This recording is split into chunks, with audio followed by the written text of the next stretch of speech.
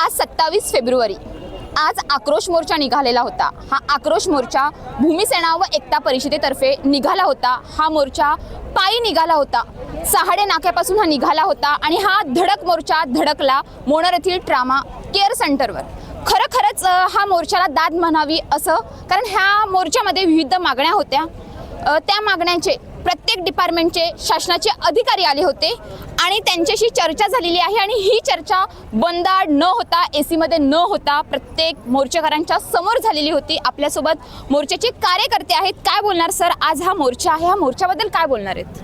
हा मोर्चा असासाठी आक्रोश मोर्चा काढलेला होता का आपण प्रत्येक वेळेला आपण जिल्हा अधिकाऱ्याकडे मोर्चा काढतोय।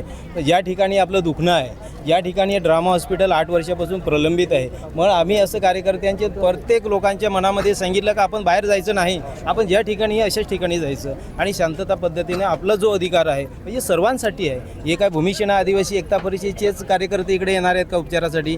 या इथूनची पालघर जिल्ह्यामध्ये परराज्यामधून पण लोक इथे येऊन ट्रीटमेंट घेतील। म्हणून आपल्याला रात्र दिवस लोक रस्त्यावर मरतात, ॲक्सिडेंट होतात। ज्या गरोदर महिला आहेत त्या नाशिक आणि आपला गुजरात सेलवास अशा ठिकाणी जातात आणि गुजरात आणि सेलवास ठिकाणी जर एवढा आदिवासी जिल्हा असूनसुद्धा परराज्यामध्ये आपल्याला जर उपचारासाठी जर जावं लागत असेल आणि उपचार घेता घेता जर रस्त्याला जर जीव दगावत असतील तर एवढी शोकांतिका कुठेच नाही असं मला हे वाटते। तुम्ही आता पत्र तर दिलेलं आहे शासनाच्या डिपार्टमेंटला, पण त्यांनी काय सांगितलेलं आहे, कधी सुरू करतील? कारण आता आम्ही सुद्धा बघितलेलं आहे त्यांनी एक तारीख तर ठरवलेली नाहीये, फक्त महिने जातात, वर्ष जातात, बस काय सांगितलं निधी अपुरा पडतो। मग काय त्याच्याबद्दल काय? मला तरी का रात्रीच्या माहितीप्रमाणे त्यांनी रात्री जवळजवळ 2 वाजेपर्यंत हे लोक बसले आणि त्याच्या माध्यमातून इथूनचा प्रस्ताव लगेच त्यांनी आता संकल्प चालू आहे आजचा याच्यामध्ये अधिवेशनमध्ये, तर संकल्पाच्या माध्यमातून लवकरात लवकर निधी त्याला द्यावी आणि 3 महिन्याचा कालावधीमध्ये दिला आहे आणि मागे जर 3 महिन्याचा कालावधी दिला आणि 4थ्या महिन्यामध्ये इथेच परत आम्ही येणार मोठ्या संख्येने, याच्यापेक्षा 4 पट मोठा असेल। जर शासनाने जर आमची ह्या मोर्चाची दखल घेतली नाही तर ह्या ठिकाणी परत 4 पट्टीने आम्ही या ठिकाणी आंदोलन करू। म्हणजे हा मोर्चा स्थगिती नाही झाली, जर झालं नाही याच्यामध्ये तर आम्ही रस्त्यावर उतरू, इथे थांबणारच। जर झालं नाही तर आम्ही रस्त्यावर उतरू, रस्त्यावर आंदोलन करू। शेवटी जीवन मरणाचा प्रश्न आहे ना आमचा, हा वैयक्तिक प्रश्न नाही मिळत का आम्हीच इकडे दवाखान्यामध्ये येणार आहेत का, आमचीच लोक येणार आहेत का? पालघर जिल्ह्यामध्ये सर्व जाती धर्माची लोक या ठिकाणी उपचार घेतील। वाढवण बंदरासंदर्भामध्ये काय झालेलं आहे? वाढवण बंदर ह्या जागतिक लेवलला आहे। आपण याच्यामध्ये भूमिसेनेचा हा विरोध आहे, सर्व या संघटना आहेत त्यांचाही विरोध आहे। तुम्ही बोलतात विरोध आहे, पण आत्ताच कलेक्टरच्या दालनामध्ये तर ज्यांची जमीन गेलेली आहे बाधित त्यांना मोबदला पण मिळायला सुरुवात केलेली आहे। मग कसं बोलू शकतात आपण वाढवण बंदर मुरबे बंदर रद्द कसं बोलू शकतो? त्याच्या माध्यमातून अनेक वरच्या लेवलला हे होते आणि आताच कलेक्टर मॅडमने काहीतरी तो हा आपला अवॉर्ड डिक्लेअर केला। अवॉर्ड डिक्लेअर करत असताना जर वाढवण बंदर जर होत असेल आणि ज्या संबंधित शेतकऱ्यांना जर तो टुकपुंजा जर मिळत असेल तर त्याचा पण कुठेतरी निषेध आहे। आणि इथूनचा हा पालघर ते जव्हार मोखाडा त्र्यंबकेश्वर रस्ता आहे। कालच आमची मीटिंग झाली, आमचे कुणबी सेनेचे विश्वनाथ पाटील त्यांच्या जोडीला पूर्ण समाज याच्यामध्ये सर्व जाती धर्माची लोक होती, शेतकरी होते। ते शेतकऱ्यांचं एवढंच म्हणणं आहे जर आम्हाला ह्या ठिकाणी जर रस्ता जात असेल तर त्याच्यामध्ये योग्य मोबदला मिळाला तरच आम्ही समाधानकारक आहोत, नाहीतर आम्ही कोणत्याही प्रकारचं आम्ही त्या रस्त्याला आम्ही जागा देणार नाही असं त्या मीटिंगमध्ये पण आम्ही ठरलं। हा तर पहिला मुद्दा झाला ट्रामा केअर सेंटरवर, त्याच्यावरच तुम्ही जास्त भर दिला होता, पण दुसरं पण आहे, दुसरे विविध मुद्दे आहेत। त्या मुद्द्यांचे सुद्धा ह्या ठिकाणी प्रशासकीय अधिकारी आलेले आहेत। तुम्हाला जे उत्तर दिलेलं आहे त्याच्यावर तुम्ही समाधानी आहेत का? आम्ही आत्ता जे अधिकारी येऊन संबंधित अधिकारी येऊन इथे मोर्चाच्या स्टेजवर येऊन जे सांगितलेलं आहे ते त्यांनी जे आश्वासन दिलेलं आहे त्या आश्वासनाच्या माध्यमातून जो अवधी दिलेला आहे त्या अवधीच्या आम्ही वाट बघणार। आणि जर आता आरोग्याच्या बाबतीत आम्ही लोकांनाही सांगितले जर ते 3 महिन्याच्या याच्यात जर पूर्ण झालं नाही तर आम्ही पूर्ण भीक मागे आंदोलन करणार आणि त्यांना निधी उपलब्ध करून देणार, पण आमचा आरोग्याचा जो ट्रॉमा सेंटर आहे चालू करून द्या असं आम्ही हे करणार। हर घर जलचं काय झालेलं आहे?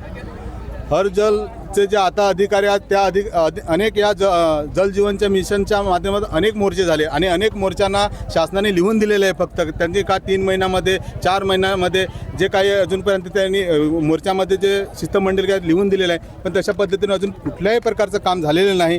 आणि ज्यांनी जे आम्ही त्याचीही पडताळणी करणार आहेत आणि तो अवधी घेतला आहे त्या अवधीमध्ये जर मागच्या मोर्चामध्ये जर झालेला आहे अवधीमध्ये लिहून दिलेलं आहे आणि त्या अवधीमध्ये जर काम केलं नसेल तर त्या ठेकेदार अधिकारी आणि कर्मचारी त्यांच्यावर आम्ही कारवाईची मागणी करणार असं आम्ही संघटने म्हणून पुढचं काम करणार. प्रत्येक जण, प्रत्येक कार्यकर्ता किंवा पक्ष असतो तो मोर्चा काढत असतो, पण जे शासनाचे अधिकारी असतात त्यांना ते तुम्ही आता पत्र दिलं तसंच प्रत्येक जण पत्र देत असतात, पण कुठेतरी केराची टोपली दाखवली जाते, तशी तुम्हाला पण दाखवणार का? आत्तापर्यंत आम्हाला खूप टोपल्या त्यांनी केराच्या टोपल्या दाखवलेल्या आहेत, म्हणून आम्ही आता जो निर्णय घेतला का आता आपण ह्या दिशेला जायचं नाही, आपण ह्या दिशेला जाऊ. आणि ह्या दिशा सांगितली म्हणजे कुठली दिशा? आता आम्ही जे कलेक्टर ऑफिसला, आम्ही प्रत्येक वेळेला कलेक्टर ऑफिसला जातो आणि लोक बाहेर थांबतात आणि 10 ते 15 माणसं जातात आणि ते वाट बघत बसतात कधी येतील आणि ते कधी सांगतील. म्हणून आता आम्ही ते नाही, आमचे जर लोकांसाठी जर लोकप्रतिनिधी अधिकारी आहेत ते लोकांसाठी मग लोकांच्या समोर येऊन बोलावं ही आमची मागणी आहे. आणि तो आम्ही प्रोग्राम आता केला आणि इथे त्यांना समोर अधिकाऱ्यांना उभं करून आणि त्यांना सांगायला सांगितलं का जे काय म्हणणं आहे ते तुम्ही सांगा. आणि भूमिसेना आदिवासी एकता परिषद जरी ही संघटनेच्या माध्यमातून जरी मोर्चा काढतो तरी आम्ही जो मोर्चा आहे इथला गोरगरीब, पीडित, वंचित, सूचित आहेत, कोणत्या जातीच्या, धर्माची, रंगाची, पक्षाची, पार्टीची ही लढाई नाही, ही लढाई आमच्या अस्तित्वाची, गोरगरिबांची आहे, शेवटच्या माणसाची आहे. आणि ही जागृती करण्याचा आणि त्यांना अधिकाऱ्यांना जाब विचारण्याचा आम्ही भूमिसेना आदिवासी एकता परिषद म्हणून आम्ही काम करतो. तुम्ही हा मोर्चा काढलेला होता, खरोखरच हा चांगला मोर्चा आहे, मग पुढचे मोर्चे असतील ते पण तुम्ही बंद आड दरवाजात करतील का बाहेर करतील? आमचे पुढचे जे मोर्चे असतील ते आम्ही आता भाषणाच्या माध्यमातून सांगला की बाबा जर शासन आमच्यासाठी आहे, आमच्यासाठी जे अधिकारी निवडलेले आहे, लोकप्रतिनिधी आहेत, तर आम्ही आता खुल्ला हे करणार बाबा ही सूर्य आणि हा चंद्र अशा पद्धतीनेच भूमिका लोकांच्या समोर ठेवा, अशा पद्धतीनेच आम्ही करणार. तुम्ही फक्त सर्वसामान्य लोकांसाठीच झटणार आहेत का यापुढे पण? आता तरी आम्ही सर्वसामान्यच लोकांसाठी झटतोय काकांच्या विचाराने आणि पुढेही काकांच्या विचाराने शेवटच्या घटकापर्यंत आम्ही झटण्याचं काम आणि त्याला न्याय देण्याचं काम आम्ही करू. नमस्कार सर्वांना. नमस्कार. मी डॉक्टर रामदास महादू मराड, जिल्हा शल्य चिकित्सक पालघर. आज जो ह्या ठिकाणी आपण मोर्चाचं आयोजन केलेलं आहे, तर ह्या मोर्चामध्ये जे निवेदन आपण देणार आहोत त्या निवेदनाचं मी शासन स्तरावरती त्याचं पोच करून उद्या माननीय आरोग्यमंत्री महोदयांनी ह्याच्या संदर्भात एक बैठक लावलेली आहे मंत्रालयामध्ये, तर ह्या सगळ्या गोष्टीचा मी तिथे उल्लेख करून हे ट्रॉमा हॉस्पिटल लवकरात लवकर पूर्ण होईल ह्याचा पाठपुरावा मी करेल. आता निवेदन घेण्यासाठी आले तर प्रशासकीय चर्चा करण्यासाठी नाही. तुम्ही शिष्टमंडळीवर प्रशासकीय चर्चा करायची, मग कशासाठी? सर प्रशासन ऐका सर, प्रशासन हे आमचं आहे, त्यांनी लोकांना उत्तर दिलं पाहिजे सर. जात नाही रस्त्यावर काम लोकही कोण आहेत? लोक कोण आहेत? हे लोक कोण आहेत? नाही, लोक कोण आहेत? कार्यालय काम नाही, जिथे काम आहे तिथे हे लोक कोण आहेत? निवेदन देऊन कसं मोर्चा संपणार? लोकांना माहिती देऊ द्या ना, लोकांना माहिती देऊ द्या. निधी अपूर्ण आहे, कशी निधी आहे, कुठे मागवले हे करा, माहिती द्या ना, लोकांना माहिती पाहिजे. लोकांना माहिती पाहिजे का ना माहिती देत? लोकांना माहिती पाहिजे ना, माहिती पाहिजे का तुम्हाला लोकांना? म्हणजे आपण निवेदन देणे जातील.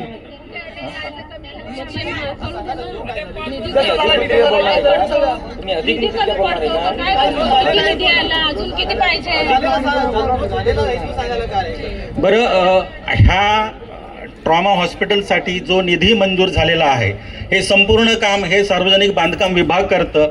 सार्वजनिक बांधकाम विभाग काम पूर्ण करून जोपर्यंत माझ्या हातात हँडओव्हर करत नाही त्याच्यानंतर माझी पुढची भूमिका चालू होते. तर निधी कसा खर्च झाला, कधी आला हे सार्वजनिक बांधकाम विभाग सांगतील. सर्वांना नमस्कार.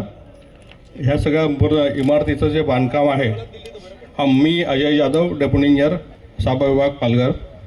ह्या इमारतीचं काम जवळपास एक 5-6 वर्षापासून सुरू आहे आणि आता हे अंतिम टप्प्यात आहे. जवळपास काम 95% सिव्हिलचं काम म्हणजे सगळं बांधकाम आणि इलेक्ट्रिकलचं कामसुद्धा इथे उपअभियंता साहेब आहेत तिथले, तर ते सुद्धा काम 95% झालेलं आहे. माननीय जिल्हा शल्यचिकित्सक साहेब या निधीसाठी प्रयत्नशील आहे, सर्व प्रशासनासाठी प्रयत्न आहे आणि हे सगळं काम जे आहे ते 120 कोटीचं त्याला प्रशासकीय मान्यता मिळालेली आहे आणि हे काम हे एकदम अंतिम टप्प्यामध्ये आहे. निधी उपलब्ध झाल्यानंतर साधारणतः 1-1.5 महिने ते 2 महिन्याच्या कालावधीमध्ये ही इमारत आम्ही निधी उपलब्ध झाल्यानंतर आरोग्य विभागाकडे हस्तांतरित करू. सर आजपर्यंत आरोग्य खात्याने तुमच्याकडे किती निधी दिली? आत्तापर्यंत आरोग्य विभागाने 66 कोटी रुपये आमच्याकडे वर्ग केलेले आहेत. त्याच्या माध्यमातून ही सगळी इमारत किंवा जे तुम्ही आपण बघताय समोर जे काही दिसतंय हे सगळं बांधकाम झालेलं आहे. विद्युत विभागाचं सुद्धा जवळपास 18 कोटीचं काम झालेलं आहे याच्यामध्ये आणि इतरही कामं आता प्रगतीमध्ये आहेत. जवळपास ही फक्त 95% 5% थोडंसं टचअप कलर म्हणा किंवा थोडं दरवाजे खिडकी आहेत ते किरकोळ कामं शिल्लक आहेत. ही तात्काळ आम्ही निधी उपलब्ध झाल्यानंतर पूर्ण करू. मग अजून तुम्हाला निधी लागणार आहे का नाही लागणार, मग त्याच निधीमध्ये पूर्ण करणार आहेत? नाही, एकूण 120 कोटीमध्येच हे सगळं कंप्लीट होणार आहे. त्यातला 66 कोटी निधी मिळालेला आहे. उर्वरित निधी आहे तो त्याच्यासाठी प्रशासनामार्फत प्रयत्न चालू आहे. आरोग्य विभागाबरोबर प्रयत्न चालू आहेत. आरोग्य विभागाने उर्वरित रक्कमसाठी मागणी केलेली आहे का? ह्याच्यासाठी वारंवार आपण पाठपुरावा करून मागणी केलेली आहे. ॲक्च्युली कसं असतं, टोटल जी रक्कम मंजूर झालेली आहे तर ती त्याच्यासाठी वेगळी मागणी करायची गरज नाही. ती पूर्ण आहे ते शासन स्तरावरून ती आली पाहिजे. ती त्यासाठी सतत पाठपुरावा चालू आहे. ह्याच्यासाठी पालकमंत्री महोदयांकडे एक मिटिंग झाली, माननीय आरोग्यमंत्री महोदयांकडे मिटिंग झाली. नंतर ह्याचा सतत पाठपुरावा आताही म्हणजे दर आठवड्याला आज माझा एक अधिकारी मंत्रालय स्तरावर जाऊन ह्याचा पाठपुरावा करतो. नमस्कार, मी देशमुख AK. सध्या मी सब डिव्हिजन पालघरमध्ये आहे. कार्यकारी अभियंता डहाणू आणि तलासरीला गेल्यामुळे मॅडम तुम्ही पूर्ण पालघर जिल्ह्याची माहिती देणार जल जीवनची का फक्त तालुक्याची? जिल्ह्याची त्यांनी पाठवलेलं आहे मला. ओके. तर पालघर जिल्ह्यात ग्रामीण पाणी पुरवठा विभागात एकूण 8 तालुक्यामध्ये 473 ग्रामपंचायतीमध्ये 899 गावे व 4694 पाडे आहेत. ग्रामीण भागामध्ये लोकांना पाण्याची सोय उपलब्ध करून देण्यासाठी जलजीवन मिशन अंतर्गत एकूण 563 योजना ह्या 613 गावामध्ये घेण्यात आलेल्या आहेत. सद्यस्थितीत जिल्हा परिषदमध्ये 563 योजनापैकी 202 योजना पूर्ण झालेल्या असून 361 योजनांची कामे प्रगतीपथावर आहेत. मॅडम पालघर जिल्ह्यात एकूण घरं किती आहेत? पालघर जिल्ह्यात आपल्याकडे एकूण 2,29,284 लोकांना पाण्याचं कनेक्शन देणं अभिप्रेत होतं. मला ते ना मॅडम, पालघर जिल्ह्यात एकूण किती घरांना पाणी गेलं पाहिजे तुमच्या सर्वेनुसार? किती पालघर जिल्ह्यात घरं आहेत? एवढ्या लोकांना जोडणी देणं अपेक्षित आहे जलजीवन मिशन अंतर्गत. जलजीवन मिशन अंतर्गत आणि जीवन प्राधिकरण आणि जलजीवन मिशन आणि दोघांचं सांगा मला किती घर आहेत पालघर जिल्ह्यात? दोघांचं मिळूनच सांगते मी. MJPचे 2,22,509 MJP देणार आहे तेवढ्या लोकांना आणि जिल्हा परिषद मार्फत 2,29,284 लोकांना आपल्याला पाणी द्यायचंय. म्हणजे टोटल 4,52,000 घरं आहेत. 4,51,793 लोक. बरोबर माहितीये ना? बरोबर. आता पुढे बघा, त्यापैकी तुम्ही किती घरांना पाणी दिलं? त्यापैकी जिल्हा परिषद मार्फत 70,600 MG वाले पण सांगा आणि जल जीवनचं पण सांगा. MJPचे 61,316 लोकांचं बाकी आहे. दिलेलं सांगू का? दिलेलं सांगा. त्यापैकी किती घरांना पाणी दिलं? जिल्हा परिषदेमार्फत 1,58,620 आणि MJP मार्फत 1,61,193 लोकांना पाणी दिलं आहे. असं टोटल 3,19,813 आणि अजून 1,31,980 लोकांना पाणी देणं बाकी आहे. 4,52,000 पैकी MGP वाले जलजीवन वाल्यांनी 3,19,000 घरांना पाणी मिळालेलं आहे. बरोबर ना मॅडम? बरोबर का? हो. बरोबर ना? मग त्यापैकी पालघर जिल्ह्यामध्ये 133 ग्रामपंचायत आहेत. पालघर तालुक्यात 133 हो, ग्रामपंचायत. हो. त्यापैकी किती ग्रामपंचायतनं ही योजना पूर्ण झालेली आहे जलजीवनची? पालघर तालुक्यामध्ये एकूण पूर्ण झालेली 23 योजना आहेत. त्यापैकी 7 योजना ग्रामपंचायतीला हस्तांतरण करण्यात आल्यात. किती ग्रामपंचायतने ही योजना पूर्ण झालेली आहे पालघर तालुक्यामध्ये? 7. कुठल्या ग्रामपंचायत सांगा बरं? आज त्याची काही यादी आणली नाही मी. माझ्याकडे वांद्रे मध्यम प्रकल्प आहे. आपल्या वांद्रे मध्यम प्रकल्पातून रिलायन्ससाठी पाणी जाणार आहे आणि आम्ही कुठल्याही परिस्थितीमध्ये कुठल्याही शेतकऱ्यांना पाण्याशिवाय वंचित करणार नाही अशा उपाययोजना करू.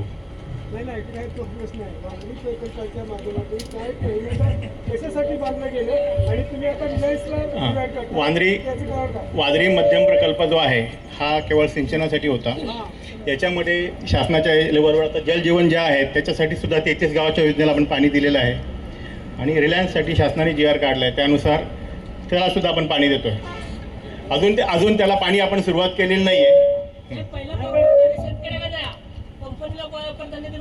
आपलं निवेदन घेऊन मी शासनापर्यंत पोहोचवीन. प्रथम साहेब तुम्हाला एक शांतता, सर्वांनी शांतता घ्या, आपसामध्ये बोलू नका. सर्वात याच्यामध्ये वांद्री प्रकल्पाचं पाणी प्रथम त्या गावाला जाते, शेतकऱ्यांना जाते. शेतकऱ्यांबरोबर तुम्ही मीटिंग घेतली का पहिला याच्याबद्दल? कुठल्याबद्दल? पाणी रिलायन्सला देणार त्याबद्दल? ते पॉलिसी डिसिजन आहे, ते त्यात माझा हस्तक्षेप नाही वैयक्तिक. पण तुम्ही किती टक्के पाणी देणार आहे? किती टक्के पाणी देणार आहे? हां, पाणी किती टक्के देणार आहे? 11 MM³ पाणी देणार आहे असा GR निघालाय. अद्याप आम्ही पाणी पुरवठा केलेला नाही, त्यांच्याशी कुठलाही करार झालेला नाही अद्याप. आणि ते धरणातून डायरेक्ट पाईपलाईन जाण्याची योजना आहे त्यांची, असं कळतंय आम्हाला. आणि हे पाणी आता तुम्ही देता, यावर्षी बंद केलेलं आहे.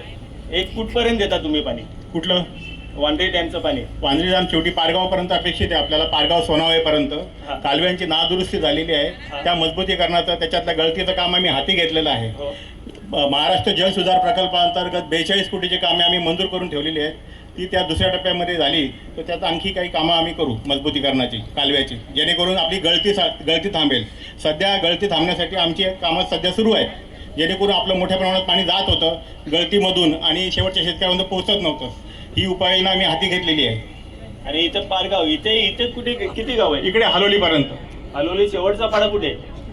शेवटचं गाव कुठलं? हलोली हद्दीमध्ये पाडवे. पडवलपाडा. हां. तिथपर्यंत पाणी जातं? शेवटपर्यंत पाणी जाण्याची आता यावर्षी आम्ही मोहीम हाती घेतलेली आहे. गळती रोखणार आहे सगळी, जी आपल्या गळतीमुळे पाणी सरकत नव्हतं पुढे, त्या उपाययोजना आपण हातामध्ये घेतलेल्या आहेत.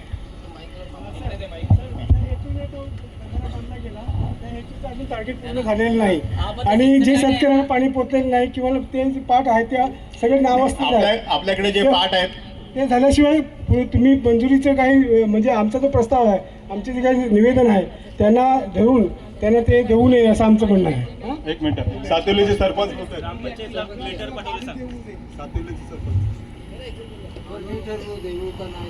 हा कालवा फक्त सिंचनासाठी आहे. आम्ही पाणी तिकडे आम्ही जाऊ देणार नाही. आमचा ते सगळ्यांचा विरोध आहे असा त्या पाईपलाईनसाठी. आपलं निवेदन मी शासनापर्यंत पोहोचवून करीन. पाणी त्या पाईपातनं जाऊ देणार नाही. हा कालवा फक्त सिंचनासाठी, शेतीसाठी आहे आणि ते उद्योगधंद्यासाठी तुम्ही देता. कदापि आम्ही त्याला हे पाणी जाऊ देणार नाही. आमचा तीव्र विरोध आहे. आम्ही लेखी स्वरूपाने आणि पत्र सुद्धा आम्ही देतो आणि आमचा ठराव सुद्धा झालेला आहे ग्रामसभेमध्ये.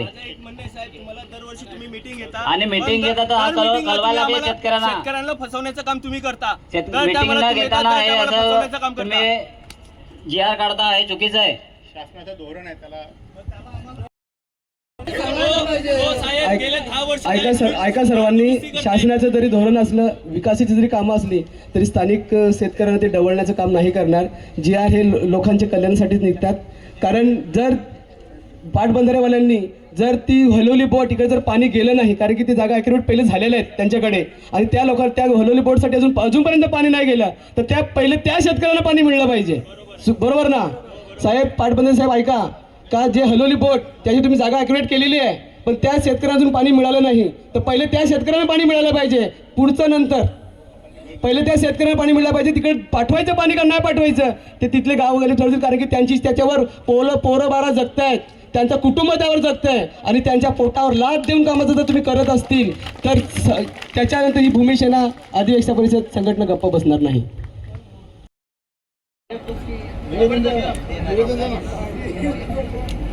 द्या निवेदन द्या. या काका पुढे या, निवेदन द्या.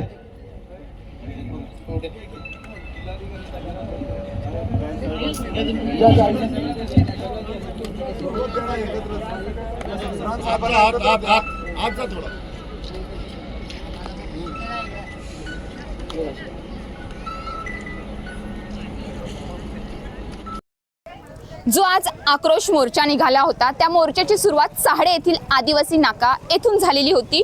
ह्या मोर्चामध्ये 4 मागण्या होत्या. त्याच्यातली एक प्रमुख मागणी होती मोनोर येथील ट्रामा केअर सेंटर. हे सेंटर हॉस्पिटलला 2017 मध्ये सुरुवात झालेली होती. शासनाचा निधी हा 76 कोटी आला होता.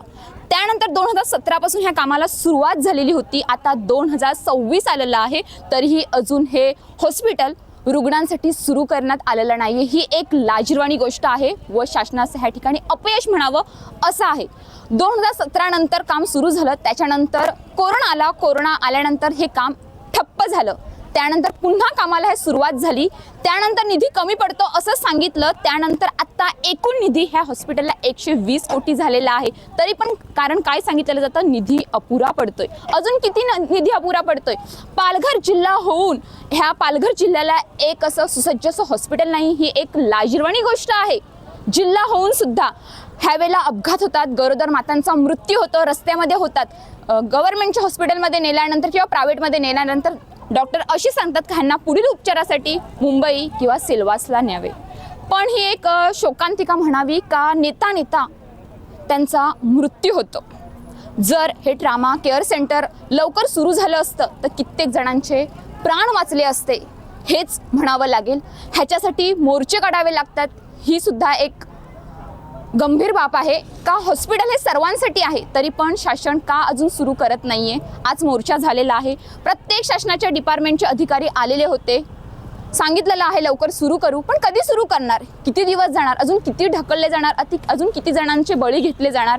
हाच प्रश्न आहे. तर आता बघूया किती लवकर हे हॉस्पिटल सुरू होतं की परत आश्वासन दिलेलं आहे ते केराच्या टोपलीतच पडेल, हे काही येणाऱ्या दिवसातच समजणार आहे. अशाच ताज्या बातम्यांसाठी आमच्या न्यूज पोलीस रिपोर्टर चॅनलला लगेच सबस्क्राईब करा आणि बेल आयकॉन दाबायला विसरू नका.